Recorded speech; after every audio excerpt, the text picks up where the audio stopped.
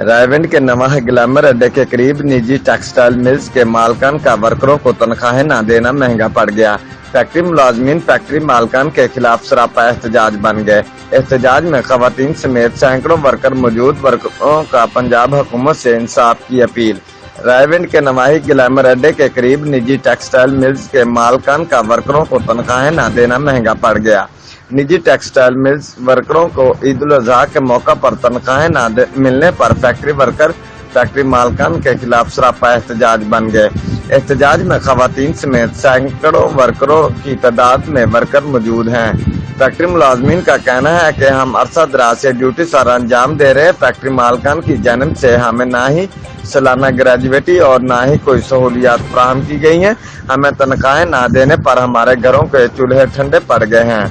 घरों में फाका कशी तक बात पहुंचने के बायस आज हम फैक्ट्री मालकान के खिलाफ एहतजाज करने पर मजबूर हुए हैं। हमें इंसाफ फराहम किया जाए वरना एहतजाज जारी रहेगा। फैक्ट्री वर्करों ने पंजाब हुकूमत से इंसाफ की अपील की है। रिपोर्ट मार बशारत सिद्दीकी, डिविजनल ब्यूरो चीफ, जियो एक्सप्रेस न्यूज, लाहौर।